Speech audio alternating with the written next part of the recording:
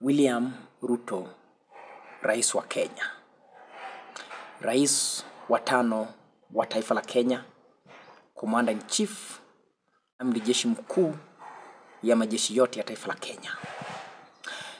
Ruto anaenda nyumbani kwa sababu yeye mwenyewe amechanganyikiwa kama rais wa Jamhuri ya Kenya. Na tatizo ambalo linafanya Ruto anaenda nyumbani ni yeye mwenyewe ndiye amejitafutia kama rais wa Jamhuri ya Kenya. Leo nataka nisungumuze kwa swala moja tu, sio mengi. Swala ambalo nataka kusungumuza ni swala ya mtungi ya gesi ambalo alitangaza kama ako kule jijini Taita Taveta, maeneo ya Pwani, mwaka 2 iliyopita. Taarifa ya rais ilikuwa ya kuwavunja moyo wale ambao walikuwa wanasubiri kushuka kwa bei ya gesi ya kupikia. Kwa sasa hakuna njia ya kuondoa ushuru mpaka budget ipite. Kwa hivyo huwezi kuhakikisha kwamba ikifika tarehe 1 Juni. Tarehe 1 Juni haiwezekani.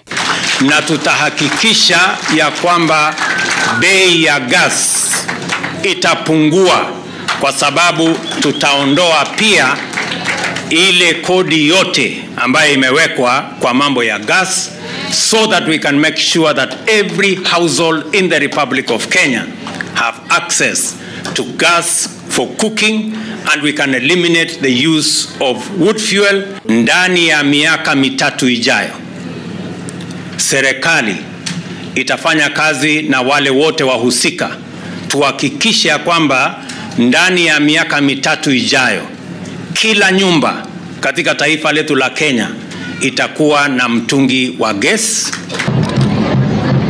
Mwezi mmoja baadaye, mnamo Machi, alipoongoza maadhimisho ya siku ya wanawake duniani, rais alitoa maelezo zaidi yakiwemo kuhusu bei ya gesi ya bei nafuu. Kuanzia mwezi wa 6, hiyo mtungi itatoka shilingi 2,800 mpaka shilingi 500 ama 300. Lakini sasa hayo yamebadilika, rais akisema hali hii imechangiwa na sheria zilizoko nchini. Kama tungepitisha hii jambo kwa supplementary budget June ingewezekana, lakini tulijaribu kuisukuma kwa supplementary budget, ikawa haiwezekani kwa sababu ilikuwa inatubidi tubadilishe sheria fulani. Hata hivyo, rais alisema bei hizo mpya zitaanza kutumika baada ya bajeti ya mwaka 2023-2024 kupitishwa. Ruto alisema kwamba atapunguza ushuru wa 8% kwenye mitungi ya gesi, ili Mkenya wowote mahali pote alipo apate kuemudu na kununua mtungi hilo kwa shilingi 600 na 500. Swala ambalo nauliza Mkenya mwenzangu, ni nani amefanikiwa kununua mtungi ya gesi kati ya shilingi 500 na 600 ambayo rais alikuwa ametangaza? Unajua kuna vitu mengi ambayo Ruto akisungumusa nadhani ya kwamba sisi tunasahau haraka, na haya ndiyo inachangia watu kumwambia Ruto uongo, hakitamuka uongo. Na hii nataka nikuambia kwamba katika kwenye 100% yale maneno ambayo Mheshimiwa Ruto anasungumusa, 98% ni uongo na 2% ndio ukweli. So swali ambalo nauliza, Ruto ako na advisor, wala ambao wanamshauri. Wala ambao wanamshauri nini? Ni sometime Mheshimiwa Ruto asikize wala ambao wamejiriwa kumshauri kama rais wa Jamhuri ya Kenya. Ruto ka uongo, Ruto ka mdanganyifu. Rais William Ruto anakanganyika kilo kuchao.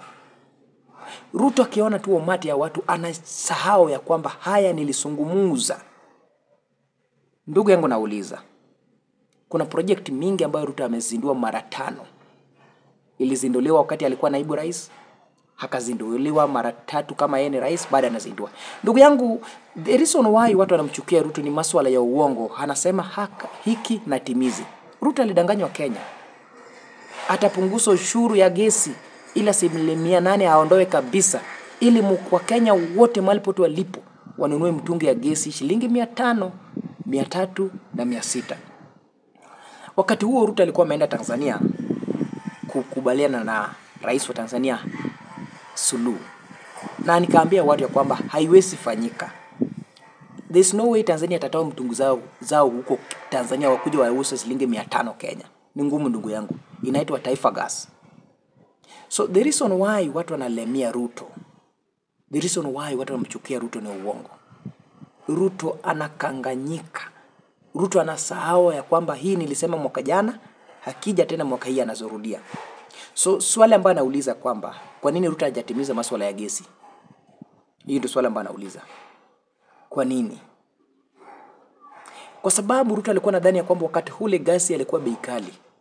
Gazi wakati ule ilikuwa najazwa, mtungi ni yako lakini ulikuwa najaza na shilingi 1,600, 1,800.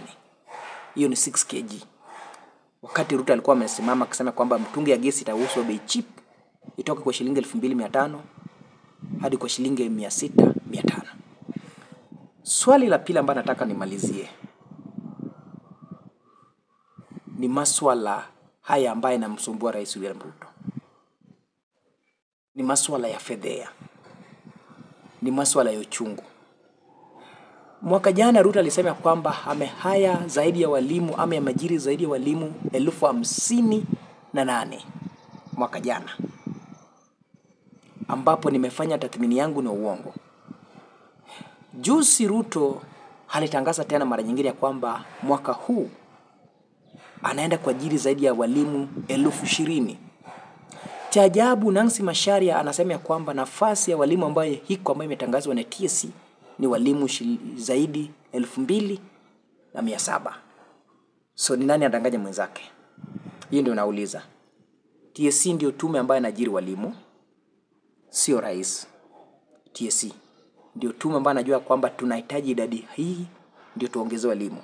So Ruto anasema kwamba atajiri walimu zaidi mwaka huu, nafasi ya walimu 20,000. Swala ambalo nauliza, hizi fedha ziko wapi? Hizi fedha ambazo atajiri na walimu ziko wapi? So mimi ninataka kuambia Mkenya kwamba Ruto tunamrudisha nyumbani kwa sababu hatuwezi tolerate uongo ndani ya taifa la Kenya yenyewe faidi mtu.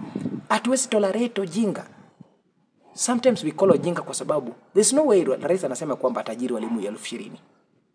TSC anasema nafasi ya walimu ambao anataka kujazwa nafasi ya 2,700. The same way huyo rais alisema kwamba aliajiri walimu zaidi ya 58,000. Ukijaribu kupiga sababu haingii ya kwamba walikuwa haya walimu ambao wanafanya kazi kwa kandarasi zaidi ya mwaka mmoja, ambao katiba na sheria ya kandarasi inasema kwamba mwalimu anafaa kufanya kazi ya kandarasi zaidi ya mwezi 6 kisha ajiriwe. Mimi ningependa kuambia Mkenya kwamba usijaribu kudanganywa tena mara nyingine na William Ruto. William Ruto hawezi kutusaidia mahali popote. Kama kuleta mtungi ya gesi ambayo ilisema kwamba italetwa ni nunuliwe zaidi ya 1,000, chini ya 600, chini ya 500. Ndugu yangu kuona. Sometimes lazima tukue very serious na maisha yetu kama Wakenya kwa sababu William Ruto hawezi kutusaidia mahali popote. Jukumu lako kama mwananchi ni kusimama kwa niaba yetu. Jukumu lako kama mwananchi ni kupigania uhuru wako. Jukumu lako ni wewe mwenyewe kuangalia ya kwamba ni nani ambaye anafaa kusaidia wewe maisha yako. Wakati imefika tubadilishe taifa la Kenya kuwe bora. Wakati imefika tubadilishe taifa la Kenya kuwe taifa ambalo ni nzuri. Wakati imefika tubadilishe taifa la Kenya kuwe taifa bora. Kwa sababu hatuwezi tolerate nonsense ambayo ya mheshimiwa rais, ambayo ukiangalia nonsense kwa sababu haina faida na haina misingi yoyote. Lazima tukubaliane sisi wote kwamba hatuna uongozi taifa la Kenya. Rais aliko mamlaka ni rais ambaye anapenda kunena mengi kuliko kutenda. So ni jukumu lako mwaka 2027 wewe mwenyewe kama mwananchi usimame katika kwenye nafasi ya kujaza uongozi ili tusiwe na tena uongozi baya kama uongozi wa William Ruto. Nataka kuhakikisha kwamba there's no way single day ambayo mheshimiwa Rais William Ruto atafanya yale ambayo wewe mwenyewe mwananchi unataka kufanya. Angalia NHIF imebandaliwa. Kaleta SHA imeletwa, haifanyi kazi. So ni nani ambaye atakusaidia ama ni William Ruto gani ambaye atakusaidia? So don't allow William Ruto kukudanganya tena. Usijaribu. Rais William Ruto ni rais ambaye ni muongo, rais ambaye hatuwezi muamini na maisha yetu kwa sababu chochote ambaye ameweka mkono yake inasambaratika. Aliweka gesi ikasambaratika. Ameweka mambo ya SHA imesambaratika. Mambo ya elimu imesambaratika. Mambo ya uchumi imesambaratika. So ni jambo lipi ambayo mheshimiwa Ruto ambaye akigusa itakuwa inafanya kazi. So jambo lote ambayo mheshimiwa Ruto amegusa inasambarika kwa sababu ukosefu wa makinifu katika kwenye utendaji ya kazi ndani ya chini ya uongozi wa mheshimiwa Rais William Ruto. Mimi ningependa kuambia Mkenya, wakati imefika wewe kama mwananchi usimame kwa niaba yako, kwa sababu wewe usiposimama ule mtu atakuramba na nguo zako.